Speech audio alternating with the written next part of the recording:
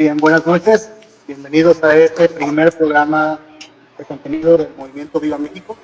El día de hoy vamos a recibir una masterclass prácticamente de historia por parte de don Miguel Salinas Chávez. Él es director del Boletín de Información e Investigación Estratégica. Es una persona que yo conocí desde el Congreso Identitario, pero ha sido invitado y es un conferencista invitado en El Pulso de la Red, por ejemplo, programas distintos en TLB1. Y pues el día de hoy fue invitado para explicarnos y platicarnos, darnos una introducción y todo el desarrollo de lo que significó la guerra cristera, por eso el video del inicio. Saludos, Adrián. Y al final podrá cerrar con una conclusión. El tiempo es de usted. Las preguntas las vamos a hacer al final. ¿De acuerdo, don Miguel? Muchas gracias, Emanuel. Nada más confírmame si me estás escuchando bien, por favor.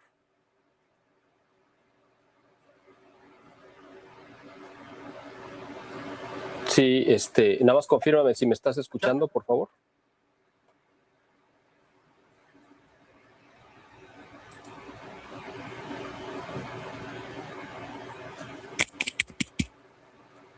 ¿Sí me escuchas, Emanuel?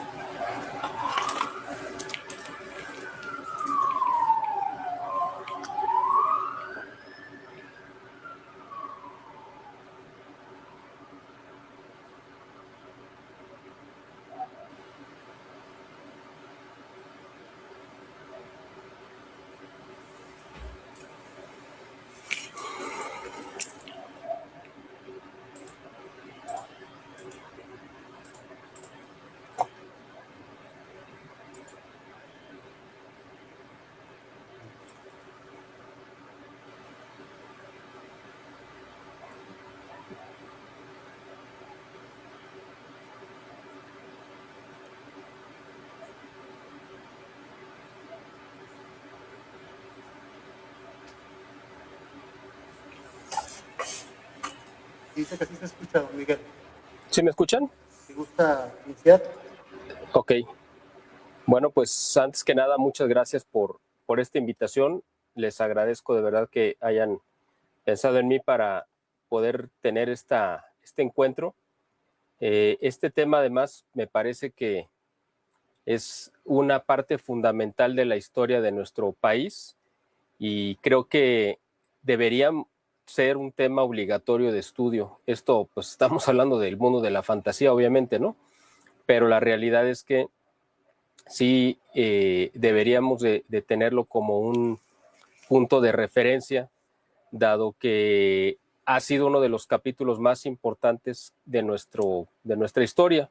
No solamente de la historia, yo me atrevería a decir, no solamente de la historia de México, sino de la historia universal, porque ha sido un ejemplo también de heroicidad para muchas partes en el mundo y para la Iglesia Católica, obviamente, y se ha tomado como referencia para inspirar a otros movimientos, incluyendo la Guerra Civil Española, que también pasó por su propia especie de guerra cristera en su momento.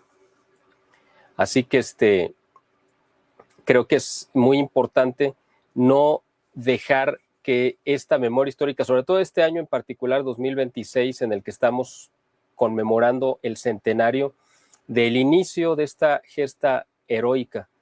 Empezó el 31 de julio de 1926, cuando se aplican las leyes Calles, pero no llegamos a ese punto pues de la nada, ¿no? Esto fue una serie de actos perdón, que se dieron desde mucho tiempo atrás, y yo creo que es importante hacer un pequeño repaso para entender cómo es que llegamos a ese momento histórico, ¿no? Yo creo que el antecedente histórico obviamente está en la Revolución Francesa, que es cuando primeramente se le declara la guerra abierta a Dios, al rey, al Estado y todo lo que representara la civilización cristiana. Los revolucionarios franceses, inspirados por los filósofos del iluminismo, llegaron a la conclusión de que no se necesitaba un Dios y por lo tanto un orden natural, y ellos lo desechan, le cortan la cabeza al rey, amputan literalmente a Francia como una nación católica, y a partir de ahí se desata una locura que no se ha detenido hasta ahorita. O sea, eso no fue un acontecimiento que duró en el tiempo del terror de Robespierre, no, fue una ventana que se abrió en el tiempo y que no se ha cerrado todavía. Estamos ahora en el siglo XXI, ya rebasando el primer cuarto del siglo XXI, y aún seguimos padeciendo, quizá con más violencia, los estragos y la herencia maldita de la Revolución Francesa. Esto inspiró a muchos pensadores liberales y masones. Liberales me refiero a gente que creyó que podía vivir sin Dios. Es un concepto equivocado de la libertad, porque Dios es quien nos da la libertad. Y esta gente, al renunciar a ese regalo que Dios nos da, que solamente le pertenece a Él y que nos la comparte porque Él es el ser supremo y libre por antonomasia, y esa libertad nos la concede en el momento de crearnos una conciencia y un libre albedrío.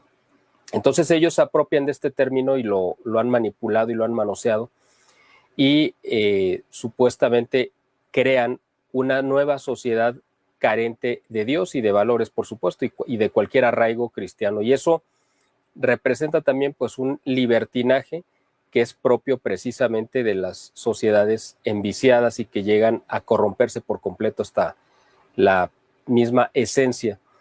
Con ello se corrompe pues la familia y todas las instituciones que de ahí devienen.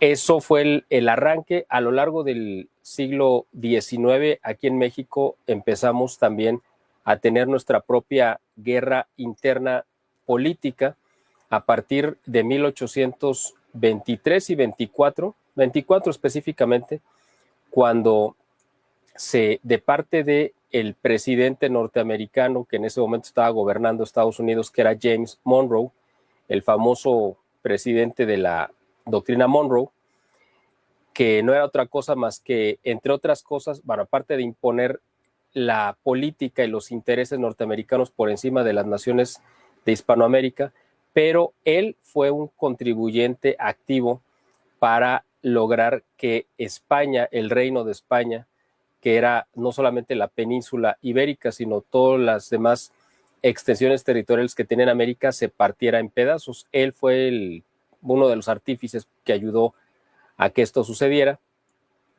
Y a partir de eso en México, en 1821, cuando se consuma la independencia de parte de Agustín de Iturbide, él se proclama o lo proclaman como el primer emperador, y resulta que era un emperador católico y puso a la religión católica como la única en México y como la pues, verdadera también, ¿no? Entonces eso fue algo inaceptable para el presidente Monroe, que era masón, y que lo que quería era precisamente descatolizar a todas las naciones de Hispanoamérica, específicamente o empezando por México, que era pues el territorio, en ese momento era el hermano mayor, porque estamos hablando de cuando México todavía tenía bajo su dominio todo lo que era California y todo el sur de Estados Unidos, ¿no? Texas, Arizona, Nuevo México, bueno, no me acuerdo qué otros estados por ahí se me fue, Nevada y otros estados, ¿no? Entonces, para Estados Unidos, de ese tiempo, México era un país gigantesco que tenían al sur, en una parte al sur y en otra al este de su frontera, porque estábamos llegando hasta California, y era un bocado que ellos querían engullir. Por lo tanto, empezó la infiltración a través del presidente Monroe, a través de su embajador plenipotenciario, que era Robert Poinsett, y a través de él llegan las primeras logias masónicas a México. La primera encomienda que tuvieron fue deshacerse del imperio católico de Agustín de Iturbide. Para lograrlo, pues obviamente alimentaron y financiaron a los enemigos del imperio y lograron pues deponerlo, ¿no? Tirarlo, como le quieran llamar. Esto sucedió en 1823, fue un imperio muy efímero, ¿no? De apenas unos 13 meses de duración, tuvo que irse del país, Agustín Iturbide, y regresó con engaños. Él no sabía que se había legislado que si él entraba al país se le iba a detener y a fusilar como traidor a la patria. Como no lo dijeron, no le dijeron y le pidieron que regresara, pues él regresó porque le dijeron que México lo necesitaba, y si era cierto, pero lo que él no sabía es que era un engaño para detenerlo y matarlo. Entonces, a partir de que México comete este primer crimen histórico en su recién nacida independencia, de matar a su propio libertador, bueno, o al que firmó o al que consumó la independencia, porque sería muy complicado hablar de un libertador cuando realmente éramos un país libre, ¿no? De hecho, no estábamos esclavizados, no estábamos sujetos a otra cosa más que la corona española, pero éramos parte de un mismo reino. Pero en fin, ese es tema aparte. A partir de ahí empieza precisamente una serie de intervenciones de Estados Unidos para ir imponiendo logias masónicas, y eso partió al país, políticamente hablando, en dos grupos que eran conservadores y liberales, que se disputaron el poder a lo largo de todo el siglo XIX, siempre teniendo los liberales, por supuesto, el apoyo y el respaldo de Estados Unidos y el financiamiento, que esto es muy importante.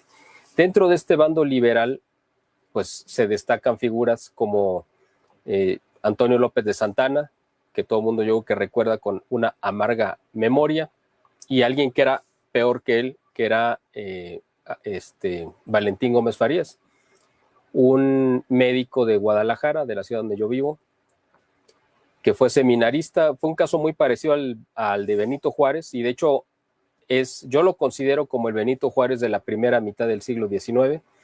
También fue seminarista, también estudió gracias al patrocinio de la iglesia, del generoso patrocinio de la iglesia, y después se convirtió en un perseguidor y en un comecuras, ¿no? Fue una figura trágica, fue vicepresidente y en algún momento presidente. Después tuvo que salir huyendo cuando los conservadores lo echaron del poder por las atrocidades que estaba cometiendo. Se fue a refugiar a Estados Unidos, a Nueva Orleans, porque ahí era la sede de las logias yorquinas, que eran los ritos predominantes en Estados Unidos, y desde ahí planearon la entrega de Texas, la entrega y la venta de Texas. Entonces, o la conquista. Pues sí, básicamente la traición. Y ese es uno de los hombres que están en los altares de nuestra patria. Estos hombres fueron los que fueron sentando las bases de lo que en 1857 se consuma como una constitución, que era la segunda, porque la primera era de 1824, la segunda constitución que se firma en México o que se proclama en México, y esa constitución ya era abiertamente masónica y abiertamente anticristiana, y bueno, pues era muy agresiva contra la iglesia.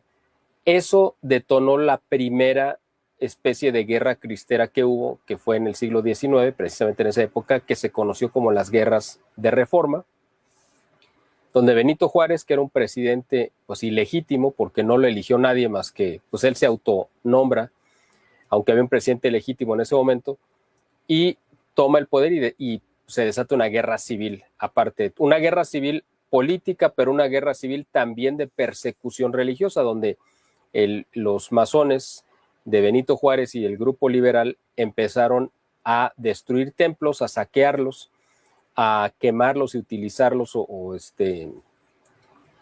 sí, utilizarlos como graneros y como para guardar caballos, etcétera, a profanarlos. Esa es la palabra que no encontraba, profanarlos. Eso fue el antecedente quizá más cercano a lo que fue después la guerra cristera. Después, 60 o 70 años después de esa constitución de 1857, vino una segunda constitución, bueno, una tercera, cronológicamente hablando, que es la que tenemos actualmente vigente, que es la constitución de 1917, que se proclamó el 5 de febrero en la ciudad de Querétaro.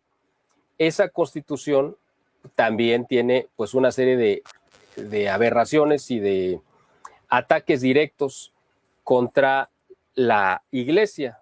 Eran de destacarse pues el artículo 3, que hablaba sobre la enseñanza libre y laica, supuestamente, de la educación pública, donde laico no significaba que fuera de no religiosos, porque eso es lo que significa laico. Realmente la acepción correcta es, pues en la iglesia hay gente consagrada y hay gente que no está consagrada.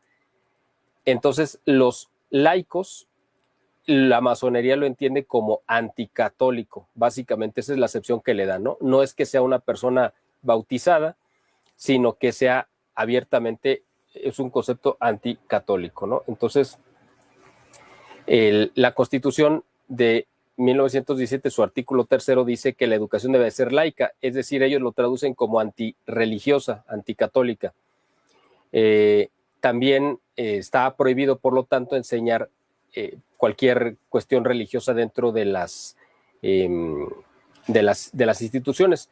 También se prohibía que cualquier institución religiosa diera clases o tuvieran escuelas privadas, es decir, se prohibía la educación religiosa, pero no solamente en las escuelas públicas que dependían del gobierno, sino incluso en las privadas. La gente ya no tenía la libertad de elegir a dónde llevar a sus hijos, porque estaba prohibido que incluso que las instituciones religiosas tuvieran escuelas a su cargo. El artículo 27 de la Constitución, también muy agresivo, decía que no podían ningún religioso adquirir propiedades, ni bienes, ni tener, digamos, dinero, ni cuentas de inversión, nada, absolutamente. Prácticamente se les borraba de la vida pues social y pública, ¿no?, del país. Se les retiraba su personalidad como si no fueran gente, como si fueran pues un animalito, ¿no? Porque pues, un animal no tiene derecho a comprar una casa, ni a tener propiedades, ni nada. Pues básicamente a ese nivel se le bajó a los ministros de culto. Y el artículo 130 también decía que pues básicamente todos los ministros de culto tenían que estar bajo la supervisión del gobierno, y el gobierno iba a determinar quiénes y en qué cantidad podía permitirse los ministros que administraran pues el culto, ¿no? Pero esto estamos hablando, aunque era genérico, porque hablaba de cultos y religiones, etcétera, era un ataque directo exclusivamente contra la Iglesia Católica. No era contra los judíos, no era contra musulmanes, no era contra alguna secta protestante, no, esto era específicamente contra la Iglesia Católica. Como eran muy agresivas estas leyes, no se pusieron en marcha porque sabían, porque ya estaba el antecedente de 1857, que esto iba a detonar pues un levantamiento social contra el gobierno. Estamos hablando que en 1917 estaba activa todavía la conocida como Revolución Mexicana, que fue esta guerra civil terrible que también se provocó de parte de Estados Unidos para descarrilar el desarrollo y el progreso que venía desde 1876 con Porfirio Díaz al frente del país, y que le había puesto un freno a las ambiciones expansionistas de Estados Unidos, y que pues había logrado defender la soberanía nacional. Para detener esta independencia que ejercía el presidente Porfirio Díaz, fue que al gobierno de Estados Unidos se le ocurrió inventar una revolución y utilizar un peón útil, cuando menos para ser peón sí fue útil, para otras cosas no, que se llamaba Madero, se me fue el Ignacio Madero. Y lo utilizan como Indalecio Madero, perdón, se me fue. Es que la I luego se confunde con Ignacio, pero era Indalecio. Él básicamente, pues ya saben que era un tipo espiritista, era uno de los terratenientes en Chihuahua, y su familia de hecho era porfirista, pero pues él decidió romper con esto y se fue a refugiar a Estados Unidos, recibió financiamiento y supuestamente vino a encabezar una revolución. Porfirio Díaz se retira del poder para evitar una guerra civil, y de tomo se dio. Entonces, en este contexto, en 1917, esa revolución estaba activa todavía, y por eso fue que el gobierno, en ese momento de Venustiano Carranza, no quiso pues activar o aunque quedó la Constitución vigente, pero esas leyes en particular las dejaron guardadas en un cajón porque sabían que eso podía reactivar un movimiento social contra el gobierno, un gobierno bastante endeble, por cierto. Después matan a Venustiano Carranza en 1920 y toma el poder Álvaro Obregón y gobierna de 1920 al 24.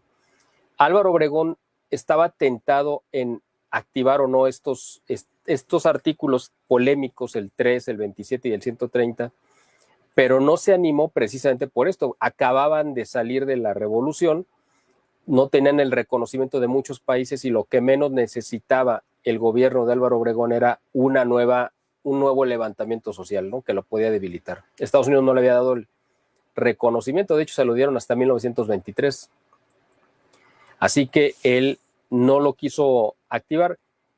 Él tomó la trágica decisión, para él incluso, de dejar como sucesor a Plutarco Elías Calles, que había sido gobernador de Sonora y pues había peleado junto a, y era un subordinado de Álvaro Obregón.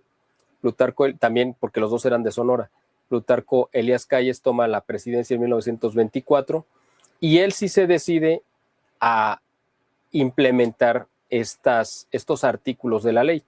Pero una cosa son los artículos escritos en la Constitución y otra las leyes que los traducen en actos o en una aplicación cotidiana ya en la vida diaria.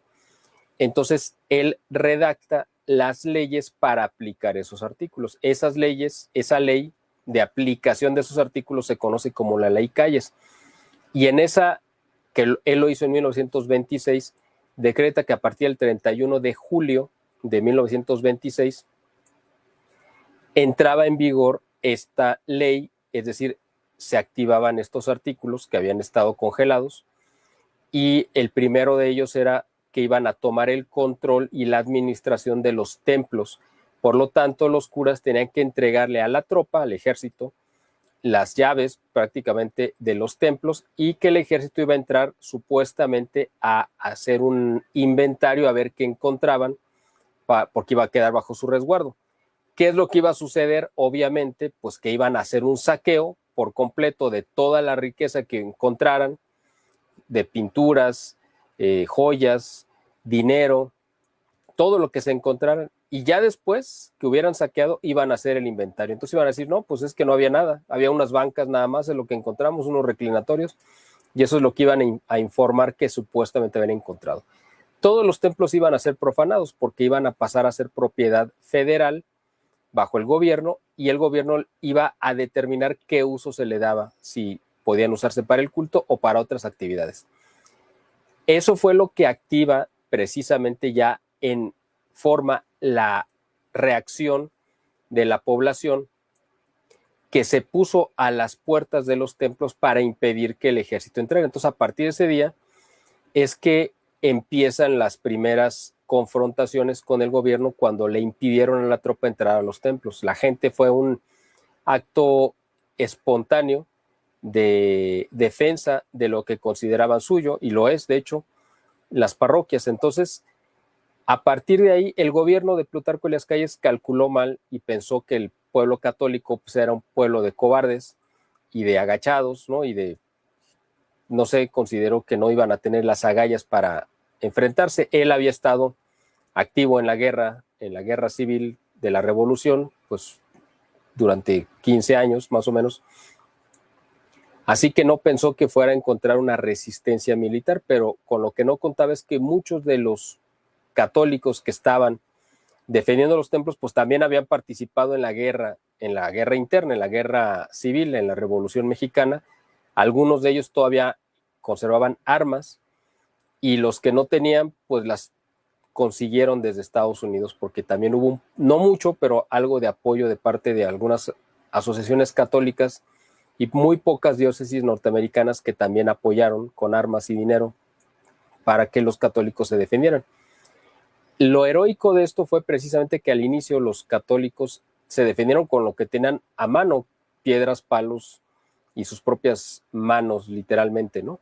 Conforme se pudieron ir armando, empezaron a dar una resistencia, porque al principio el gobierno básicamente hacía baños de sangre, los iba matando a todos, y lo que sorprendió al mundo, y fue el ejemplo que México le ha dado a la Iglesia Universal, y pues obviamente por eso digo que es importante no perder esto de vista, es la organización espontánea y muy eficaz que se dio de parte de los laicos, ahora sí bien utilizado el término, es decir, los bautizados que no estaban consagrados, para resistir, coordinarse e incluso atacar. Cuando digo atacar, no me estoy refiriendo exclusivamente a la cuestión armada, porque el movimiento de resistencia cristero tuvo muchas formas de atacar al gobierno. Una fue a través del famoso boicot, en el cual se decidió que se iba a dejar de pagar los impuestos y que se iba a dejar de consumir productos para que eso se reflejara en las arcas del gobierno. Y sí tuvo un impacto muy grande. Otra de las áreas en las cuales el boicot se hizo sentir fue, por ejemplo, en las salas de cine o de teatro. El pueblo dejó de ir precisamente porque era una de las grandes entradas de dinero que tenía el gobierno. O sea, nosotros sabemos ahora en el siglo XXI, pues que la mayor parte de la población en México pues no paga impuestos, eso todo el mundo lo sabe. Pues ahora imagínense cuánta gente pagaba impuestos hace 100 años. ¿Quiénes pagaban impuestos o alguna especie de impuestos? Pues los comerciantes, los que tenían acceso a la compra o venta de mercancía, porque eran los que tenía más a la mano el gobierno. Y de los espectáculos públicos, pues los más populares, que eran los toros, el cine, el teatro, eran, pues porque el radio todavía no existía, todavía no se había desarrollado, eran la manera en la que el gobierno recababa muchos impuestos también, porque por cada boleto, entrada o ticket que se comprara, pues eso le representaba una entrada de dinero al gobierno. Entonces, el hecho de que la gente boicoteara los espectáculos públicos también le dio un impacto muy grande a las arcas del gobierno. Pero además que la gente se organizara, no solamente para tener acceso al culto, que era lo más deseado y lo más importante, a través de prestar sus casas y hacer misas clandestinas en secreto con claves, y la gente se fue comunicando y se fue haciendo toda una red de sociedad paralela fuera del control del gobierno, que fue algo fascinante, en el cual la población encontró la manera de comunicarse en clave, de hacerse llegar bienes de consumo, armas y dinero frente a los controles que tenía el ejército en los caminos, ¿no? Y en las estaciones de ferrocarril, etcétera. Y la gente tuvo el ingenio para poder burlar esos retenes del gobierno y hacer llegar esos bienes que necesitaban los que estaban peleando activamente y dándole batalla al gobierno. Entonces, en este esfuerzo, quien jugó un papel fundamental, y ahora que acaba de pasar esta fecha, ¿no?, que ya sabemos que está también muy utilizada por los enemigos de la iglesia y por la izquierda, que es el 8 de marzo, donde se supone que se celebra, se festeja, o como le quieran decir, a las mujeres, pero la realidad es que pues representa todo lo contrario. Pero bueno, quienes sí dio un ejemplo verdaderamente de heroicidad femenina, tal cual, fue precisamente una organización que se creó llamada las Brigadas Juana de Arco, hechas exclusivamente por mujeres solteras o casadas, que fueron el gran vaso comunicante entre los líderes, tanto religiosos como intelectuales del movimiento, los que operaban consiguiendo los recursos, y ellas que fueron el medio a través del cual esos recursos y todos esos esfuerzos se podían materializar, porque estas mujeres crearon lenguajes encriptados para transmitir mensajes de unos jefes a otros de los dirigentes, para enviar información de ataques o de resistencias o de cualquier cosa, hacer llegar dinero, hacer llegar armas y hacer llegar municiones directamente a los que estaban resistiendo en los campos de batalla.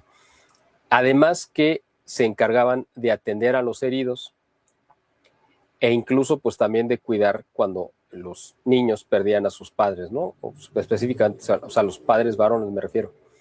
Así que ellas jugaron un papel fundamental sin el cual seguramente la guerra hubiera tomado otro rumbo y no hubiera tenido el fin que tuvo. O sea, es decir, esto es muy importante comentarlo porque el capítulo de la guerra cristera pues es un capítulo heroico, pero no siempre la heroicidad representa el triunfo. Pues, la heroicidad tiene un grado de triunfo, pero a veces puede ser una heroicidad en medio de la derrota.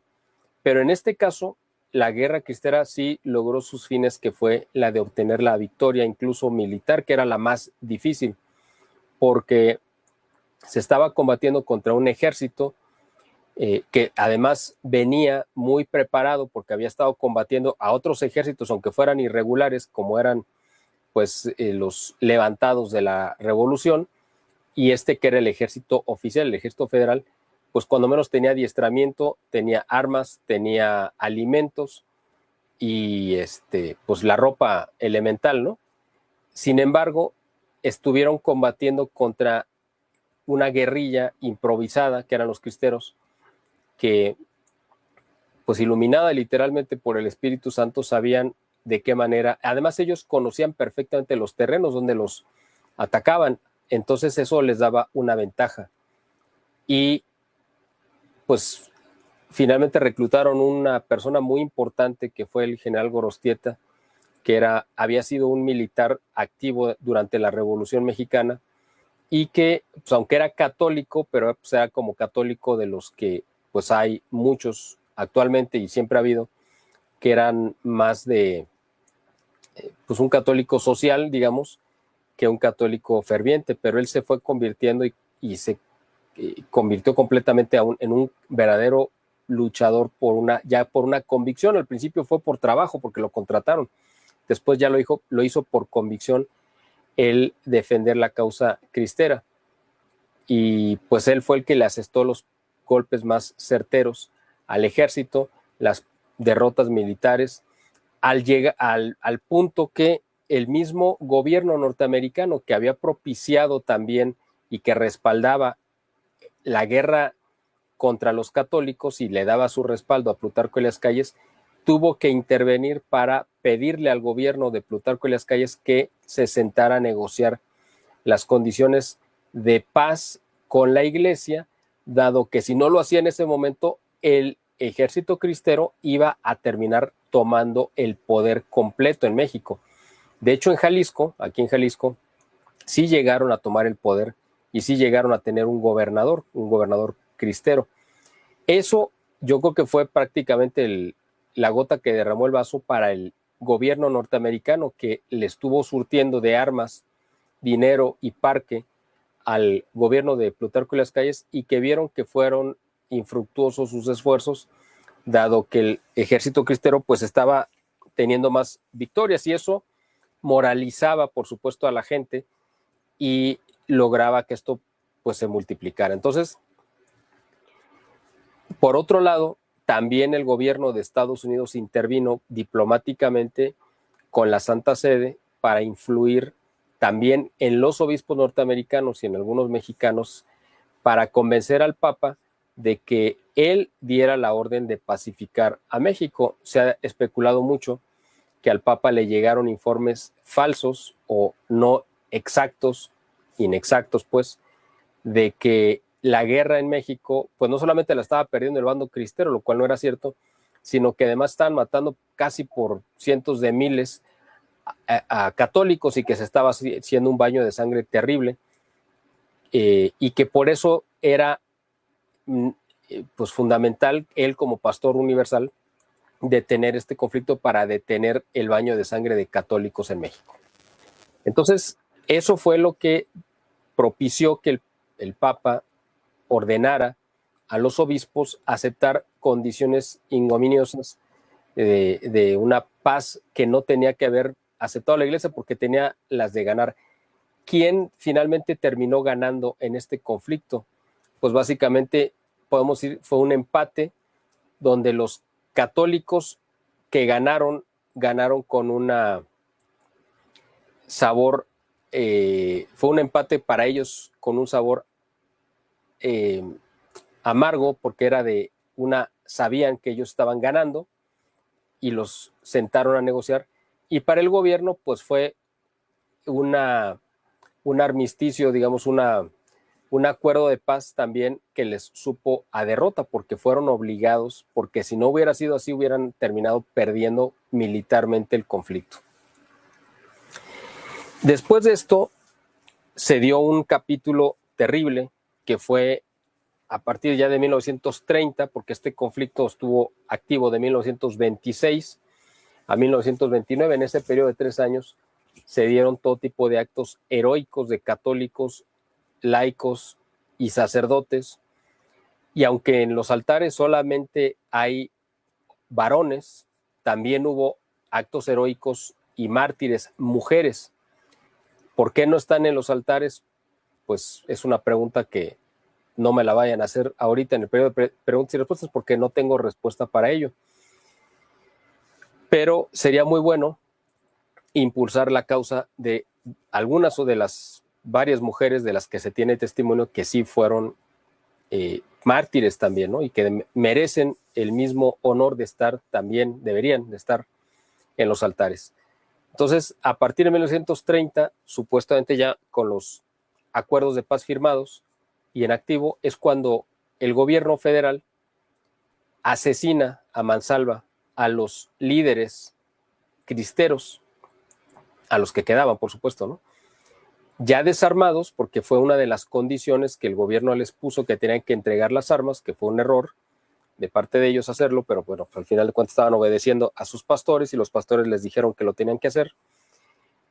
Entregan las armas y el gobierno los asesina para descabezar precisamente el movimiento. Entonces, fue una historia heroica, por supuesto, ejemplar, y que ha sentado pues un precedente importantísimo y que inspiró además unos años después la misma en la Guerra Civil Española, pues también otros actos heroicos, y ahí también hubo pues muchos mártires. El asunto es que la historia de la Guerra Cristera quedó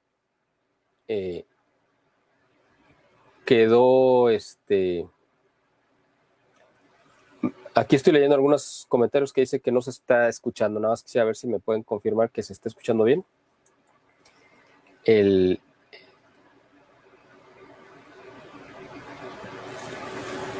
A ver si alguien de los que están conectados puede hacer favor de...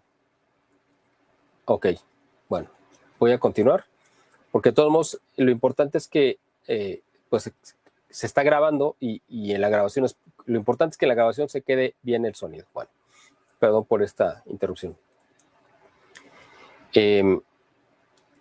Fue un ejemplo, un acto heroico, pero que no quedó consignado inmediatamente en los libros de historia, porque parte de los acuerdos que se firmaron con la iglesia era que no se iba a difundir esta historia y que se iba a tratar de, pues si no de enterrar, cuando menos no se iba a documentar, y quedó simplemente,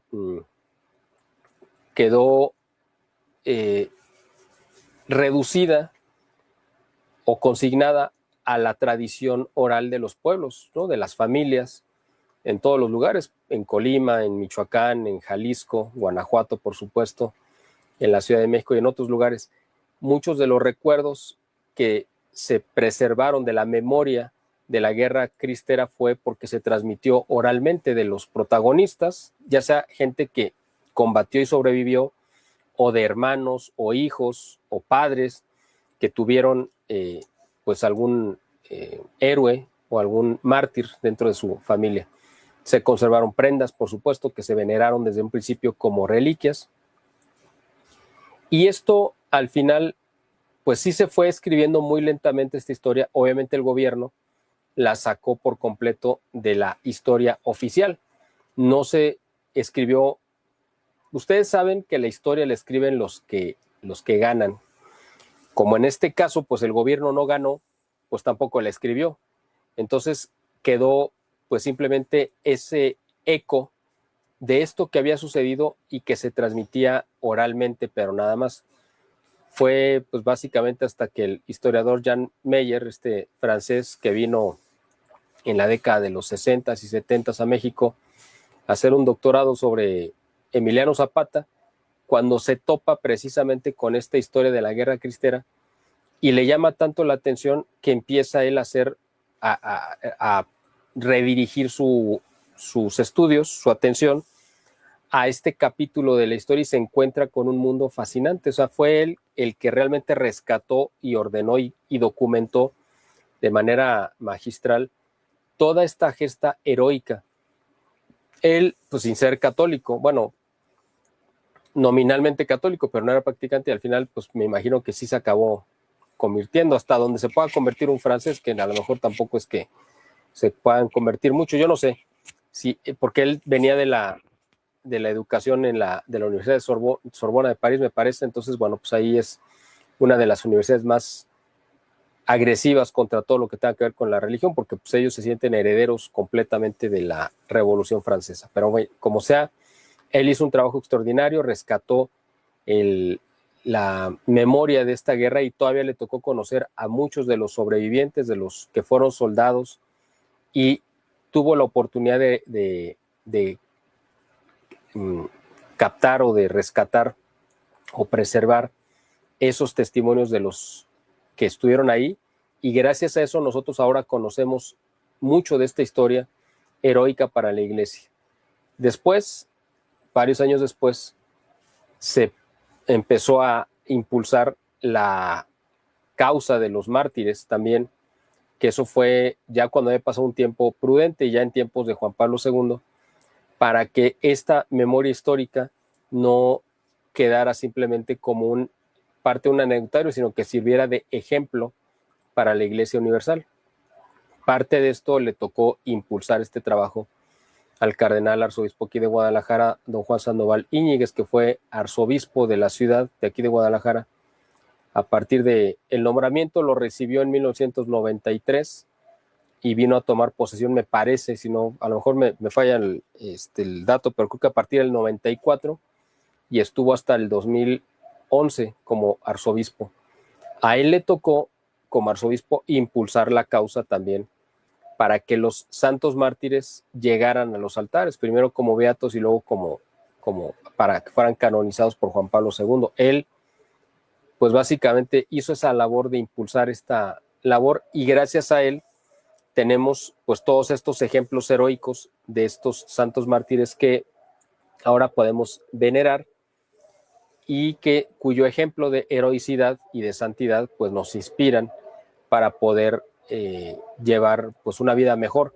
A ellos precisamente es a los que hay que encomendar nuestra patria en estos momentos que sabemos que pareciera que se nos está diluyendo entre las manos nuestro país ensangrentado por esta locura del narcotráfico y del gobierno que nuevamente, confabulado con las peores fuerzas, está asesinando a sus propios hijos. Este es un momento terrible de la historia de nuestro país y es precisamente a los santos mártires a los que tenemos que recurrir, ellos que regaron con su sangre esta bendita tierra de México, pues es a ellos a los que tenemos que recurrir para pedirles que intercedan por nosotros, para que se logre detener esta vorágine, esta locura, esta infestación demoníaca que ha abierto de par en par el gobierno actual de Morena, con los ritos satánicos que han hecho, con las consagraciones que han hecho, y que precisamente nosotros como católicos tenemos el deber no solamente de tomar una acción decidida en la parte social y política, como lo están haciendo ahora ustedes, sino además tomar una acción en la parte de la guerra, en la parte de la guerra espiritual, porque esto es una guerra espiritual, lo fue hace 100 años, en 1926, lo sigue siendo ahora. El mismo cardenal Juan Jesús Posadas Ocampo, que fue arzobispo de Guadalajara y que fue asesinado aquí en 1993, pues también fue otra víctima de la guerra cristera. ¿Por qué? Pues porque las balas que lo mataron pues fueron las balas de la masonería del gobierno. Entonces, es una guerra, es un conflicto que sigue abierto, que sigue vigente. Se siguen asesinando sacerdotes. Apenas esta segunda semana de marzo del 2026 se hizo público que un sacerdote que había ido a celebrar misas en una comunidad, por alguna razón fue detenido, retenido y asesinado. Se encontró su cuerpo.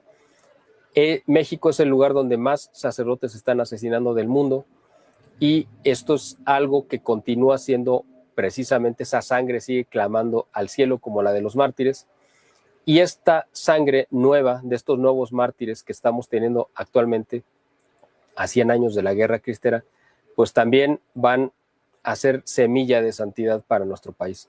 A ellos hay que encomendar nuestra patria, hay que encomendarnos nosotros también, y pues no perder nunca el orgullo de nuestra fe, es decir, el que Dios nos concedió el privilegio de nacer dentro de la Iglesia Católica, o los que no hayan nacido dentro de la Iglesia Católica, pero convertirse a la Iglesia Católica, tener el acceso a los sacramentos, que es un regalo inmerecido que tenemos, el acceso a la gracia, a la presencia real de Dios a través de los sacramentos, y gritar siempre como ellos lo hicieron, en todo momento, como un testimonio de fe, de amor a nuestra patria, a nuestra fe, a nuestra religión, a nosotros mismos, y pues en honor a esos santos mártires que dieron su vida por nosotros, para que tuviéramos una fe activa todavía a 100 años de su muerte, siempre gritar con ellos que viva Cristo Rey y Santa María de Guadalupe. Muchas gracias, Miguel. Vamos a hacer algunas preguntas de aquí de la gente que está en el chat. Leti Batista pregunta, ¿Porfirio Díaz era masón? Yo creo que sí fue masón y dejó de serlo también. Les voy a decir por qué. Él estuvo en creo que se llamaba el Ateneo, no sé qué cosa, era un instituto en Oaxaca, donde pues, realmente era un instituto masónico. Ahí lo reclutaron, ahí estuvo un tiempo, y yo tengo entendido que sí se sumó a alguna logia masónica. ¿Por qué digo que dejó de serlo? Porque cuando se casa con Carmelita Romero Rubio, que fue su segunda esposa, se casó por la iglesia. Los masones en automático estaban excomulgados. Para que él pudiera casarse por la iglesia, le tenían que haber levantado la excomunión. Para que le pudiera levantar la excomunión, tuvo que haber abjurado de la masonería. O sea, tuvo que haber renunciado a todos los juramentos que hizo y promesas masónicos, si no, no lo hubieran podido casar, aunque fuera el presidente de la República. Él necesariamente tuvo que abjurar públicamente. Cuando digo públicamente es que lo hizo ante testigos, es decir, no fue un acto privado, en silencio, en secreto, no. Fue un acto donde tuvo que haber testigos, quizá 2, 3, los que sean, y tuvo que haberlo hecho de manera libre y voluntaria. Si en su interior seguía profesando principios masónicos, eso queda pues solamente a juicio de Dios, pero que en su vida pública, cuando menos, sí llegó a abjurar, es un hecho comprobado, porque no hubiera podido casarse por la iglesia si no lo hubiera hecho, y estaba casado por la iglesia. Al principio de tu conferencia, Carla, la remembranza de cómo todo inició desde la Revolución Francesa, una revolución netamente masónica. Significa que continuamos en una guerra con masonería versus iglesia. ¿Me puedes repetir la pregunta? Es que casi no te escucho, pero si me puedes repetir la pregunta. O sea, sí me quedé que había mencionado de la Revolución Francesa, pero hasta ahí me quedé. Sí, que prácticamente ha sido la masonería la que ha incentivado la guerra contra la Iglesia Católica. En esta parte Exactamente. El asesinato de Iturbide, y las distintas constituciones que han sido aprobadas. Claro, la masonería pues es un instrumento utilizado por otra jerarquía superior más podrida y más peligrosa de otros enemigos de la cruz y de la iglesia que le declararon la guerra a Jesucristo cuando él estaba vivo todavía, que son precisamente a los que él mismo les llamó raza de víboras. Ya saben a quién me refiero. Bueno, pues esa raza de víboras engendró una criatura llamada la masonería. Siempre durante 2000 años esta ha sido una guerra abierta y declarada y metafísica. Esto no es una cuestión solamente de intereses políticos, económicos o temporales. Es una guerra metafísica y es una guerra espiritual. Y así como en el Génesis Dios profetizó que pues la estirpe de la mujer le iba a pisar la cabeza a la estirpe de la serpiente, son dos estirpes irreconciliables. Entonces, la masonería proviene de la estirpe de la serpiente, por eso Cristo les dijo raza de víboras.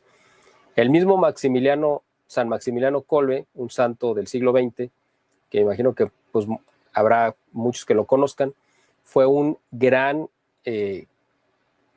luchador contra la masonería y contra los patrones de la masonería, además a los que denunció públicamente, a los que les declaró la guerra. Él fue aparte de ser sacerdote, pues fue un gran comunicador y periodista, tenía una revista que se llamaba, y él fundó creo que la Milicia de la Inmaculada, si no mal recuerdo, y pues tuvo palabras durísimas contra la masonería, denunciándolos como que eran los sirvientes, ¿no?, de esa estirpe demoníaca. Entonces, la masonería es un enemigo, por supuesto, declarado de la iglesia, pero son los hijos de otros enemigos que son peores y más peligrosos. Isabel Telles pregunta, ¿cómo Benito Juárez llega a ser el benemérito, siendo incluso asesino de indígenas?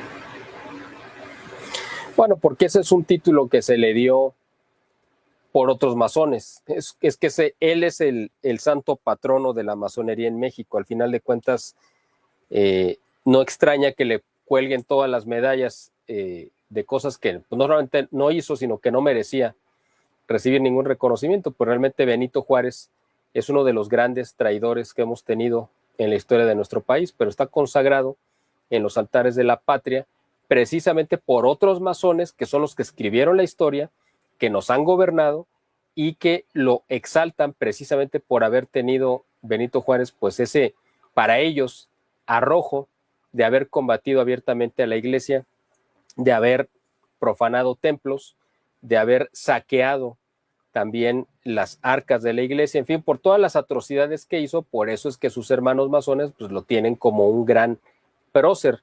La realidad es que pues es un hombre que está está gozando de un lugar que no le pertenece en la historia de nuestro país. Desiderio Calvado pregunta, ¿puedes precisar el dato del origen de la masonería y su vinculación con Francia? Gracias. Mira, el tema de la masonería pues es muy complicado, muy complejo, porque parte de su naturaleza es la secrecía precisamente y es el manejar todo de manera oscura. Oficialmente se funda la masonería en 1717. Eso es la versión, pues digamos, oficial, ¿no? Pero podemos remitirnos pues muchos siglos más atrás, porque, por ejemplo, desde la Edad Media, cuando los últimos templarios que parece que se desviaron en el camino, que habían abandonado la causa de las cruzadas y se habían convertido en un grupo, una secta que practicaba rituales esotéricos y oscuros y de todo tipo de prácticas totalmente desviadas de la religión, fueron perseguidos por la iglesia y por el rey de Francia. Por ahí de 1304 creo que asesinan a los últimos, detienen y asesinan a los últimos templarios, pero hubo un grupo reducido, pero un grupo al fin que logró escaparse y se fue a refugiar a Escocia.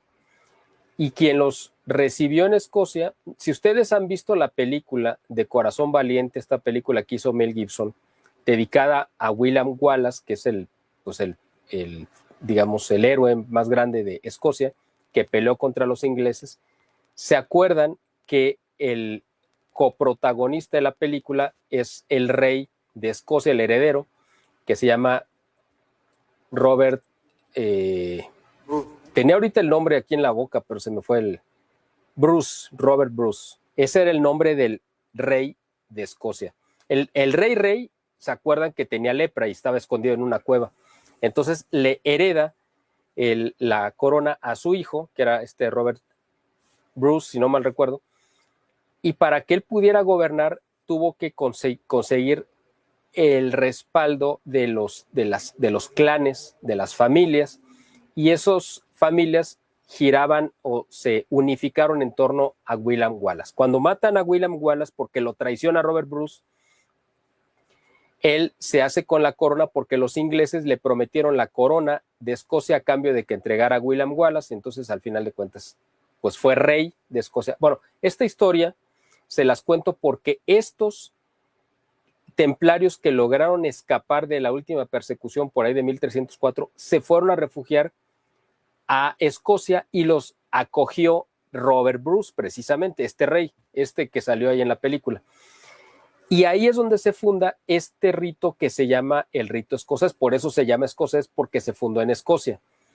Después se funda este rito escocés, mucho tiempo después, evoluciona y se empieza a exportar a otras partes de Europa, supuestamente a través de los grupos de los albañiles, constructores de catedrales, que supuestamente eran como cofradías que se iban. Eso es la parte del mito, porque pues eso lo hacen con la idea de crear la idea de que las iglesias góticas, en lugar de ser una obra católica, era una obra esotérica llena de secretos, y que los construyeron pues eran masones, en fin, eso sí ya es la fantasía que se ha creado en torno para desvirtuar la obra majestuosa que son las catedrales. Bueno, las catedrales góticas, que sí representan el triunfo de la cristiandad sobre pues la condición humana plana y llana, porque fue tocar el cielo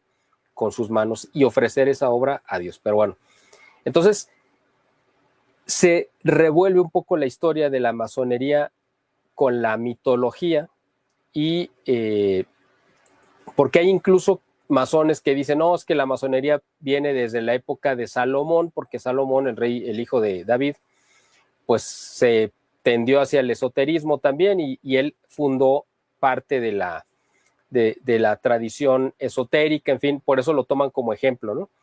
Y otros se van más atrás, no, pues que viene desde Egipto y todo. Entonces, bueno, eso ya es la mitología que se ha querido apropiar la masonería para decir que son ritos muy antiguos, ¿no? Incluso previos al cristianismo.